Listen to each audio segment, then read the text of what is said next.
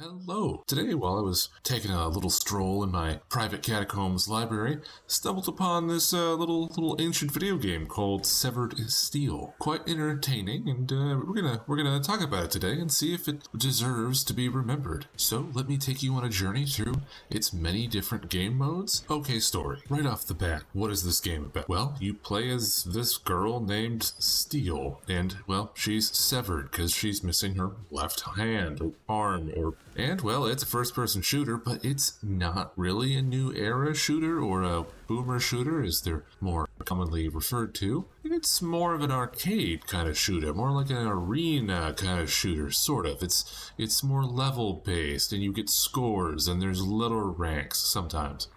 So, if you're into that, then definitely recommend checking it out just off of that. Going into the actual gameplay, it's very fast-paced. You're jumping around a lot, you're doing lots of sliding, and at any time, you can slow down time, get a perfect headshot, slow down time into a slide, then shoot someone directly in the face. It's pretty glorious. Definitely one of the best feeling movement shooters. I use that word sparingly because this really is not a traditional movement shooter in the sense that it is commonly known today, like something like Ultra Kill. Not the same thing. Movement as in you move fast, not as in whatever Ultra Kill is. So the shooting is incredibly tight, and it has a huge variety of weapons that for the most part feel very good. And I'm saying that for all of them, and there's tons of them. The entire game has this minimalistic design, so you don't ever see ammo levels. You just see there's a color on your gun. It's going to be blue if it's full, yellow if you're on your way to being empty, and red if you're empty. And did I mention, when your gun is empty, you can throw it and kill someone with the blunt force of the object. Glorious times. On top of that, your cannon you get in the story mode lets you destroy walls. In fact, you can destroy walls at pretty much any, or not just walls, anything.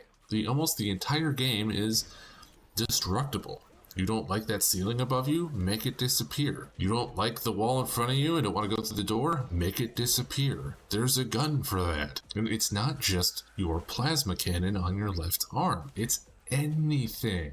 You throw a weapon, it makes a dent in the wall. You shoot the wall with a gun. If the wall is thin enough, your bullets will go right through, making penetrating kills quite satisfying. You need to get through some armor, go get a grenade launcher, and boom, armored door, gone. Did I mention the doors in the game, if they're normal, you can just violently kick them? In fact, it has a dedicated kick button for you to violently kick at any given time, which every game should have a dedicated kick button. It should be legally required. So yeah, the game, gameplay-wise, incredibly fun.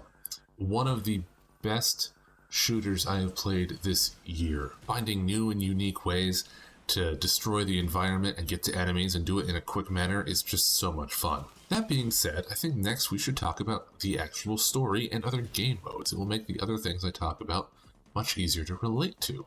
First off, story. There is a story, but the story really serves as an extra long tutorial on how to play the game. I don't particularly like the story, and there's no voice acting or anything like that. It's just given to you in a series of still images that are lightly animated. And if you were to ask me what it was about, I would say a girl escaping a prison, which maybe you could say that's another reason it was severed, because she is severed from humanity, I suppose. Or she severs her humanity through the vast amount of killing she does, which I will speak about in a moment. But yeah, story, all right. So you're playing through the game, you get through the story. What happens then? Because you should play the story first. Well, you unlock New Game Plus mode, which allows you to activate mutators, which is one of the funnest parts of the game, not just a New Game Plus. And I do recommend playing through New Game Plus for the achievements if you're into that sort of thing. However, you unlock, I think you could actually get these at the beginning, but you should play the story first anyway. You get 3 new modes. Build mode, where you can build your own levels. I ignored this. This really is not for me. If it's for you, that's great, and it looks very easy to use, just not my cup of tea. The other two, Firefight 2.0, super fun, and Rogue Steel. So what are those? Well, Firefight, what basically is you can replay any level from the pane, but in sort of an arcade mode where you have mutators and you have a score, and you're going for high completion times and high scores in letter rank. So like, B, A, that's right, it's B, A, S, S plus, and S++, I believe are the rankings. And you want to get S ranks to unlock more maps and that sort of thing, and unlock more mutators and unlock more arms for you to use in that specific mode. Very good time. Played a ton of it. That was the first thing I got all the achievements for, was that mode. Every time you play it, you get some XP to level up, and then the leveling up also affects what weapons you can pick, and what arm you can pick, and what maps you can pick. So Firefight, I think, is the star of the show. Loved Firefight. The other one, Rogue Steel, are sort of like mini generated campaigns with mutators. This is where you actually get to see your character in third person in the customization thing. Model is all right. Serves its purpose. So Rogue Steel, at the beginning of the game, you pick a card, and that card is a mutator, and then every time you finish a level, you may get a negative mutator card that increases your multiplier, and then you also may pick a positive or negative card that you are given, or skip a card. The goal of this is to get as high a score as possible. There is no letter rankings for this one, and this one is also super duper fun. Highly recommended. It can be a little tedious at times, especially to get... I haven't even gotten all the achievements for this one yet because they take so long. So, yes, Rogue Steel is not as good as Firefight, but it's still a very fun mode, and it's really fun to see what higher scores you can get. If you're not into that sort of thing, I think Severed Steel is not for you. This game has fantastic gameplay, but I feel like the main motivator is going to be getting higher scores and faster times and better letter rankings. If you're not into that, the story is not good enough for me to recommend it off of the story. So going from the mode section to music and sound, music is fine. A lot of people say that if you don't recognize the music or don't think about it, therefore it is good because it blends into your environment. I disagree. I'm currently working on a review for Death in the Water 2, where that game is very clearly the opposite of the mentality, and it works for its benefit. I always think if you can actually hear the music, and the music should be at the front. I would say that some of the songs are actually kind of bad. Some of them, it doesn't even sound like they're singing. It almost sounds like they're singing in some sort of gibberish language. Maybe that was just me and my state of mind at the time. So the music is okay to bad. Going on from there, achievements. Oh man, if you don't like achievements, I don't think this game is for you.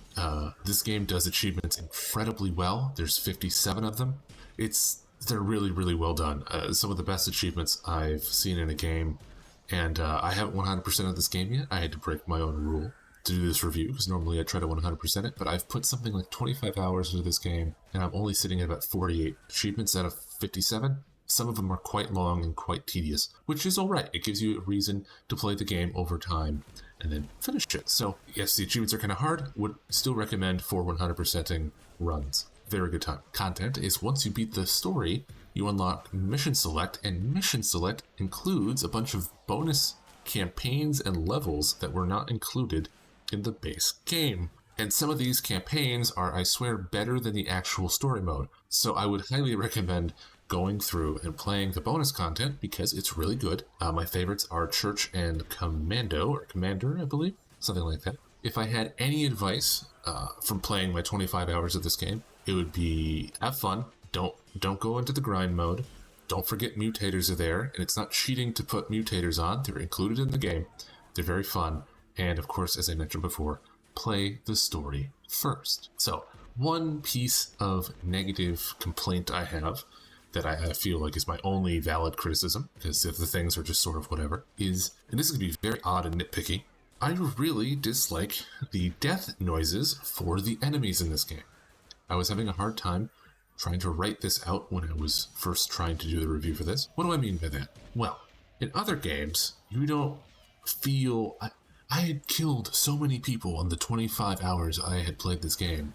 So many NPCs had fallen before me. And you have to listen to them die, and it can be quite disturbing at times. And on top of that, the game does not give you a good reason, in my opinion, to be killing these people. And you can say to yourself, well, yes, it's a game. It doesn't matter. And you'd be correct. However, in other arcade shooters, other first-person shooters, other things like this, there's something. So for instance, in Doom, you're fighting demons. If there are disturbing noises, it doesn't matter, and you should feel bad about them because it's demons. In a game like, let's say, Impaler, which is another arcade shooter that I'm currently playing, also, you're fighting against demons. And even in something like Call of Duty, if you're playing something in the multiplayer mode, it gives you, if you want to think about it that way, if you want to get moralistic about it, it puts you on a team, and the other team is your enemy. The only thing you know in this game is that you were in jail and you are breaking out. And my problem with this is that for all the main character knows, or I shouldn't say main character, for all the player knows, your character could be a bad person, and you're just killing hundreds of thousands of people.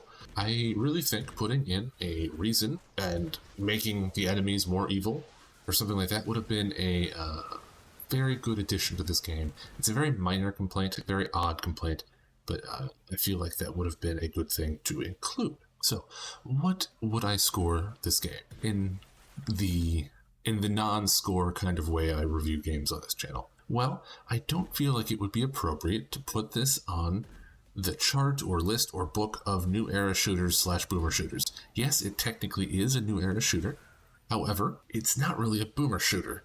It's more like an arcade shooter and a sort of like a score-based arena shooter.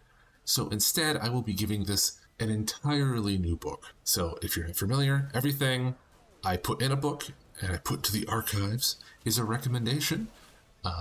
And normally I put the recommendations along with other recommendations so that you have a point of reference. If I'm recommending this game, and there's another game, like for instance, I recommended Calcium Contract, and I wrote it in my book, and it was written along with Dusk or Rent and some other games. If you play those other games, you know you'll like Calcium Contract. I don't have any other arcade shooters at the time in my new book for this, but it's in the book. I highly recommend it. I think you should play it. The price of entry is perfectly acceptable. Yes, I always recommend waiting for games to go on sale, but on the rare occasion, I do say buy them at full price if you really want to play them. This, I would say, buy it full price if you are into this kind of game.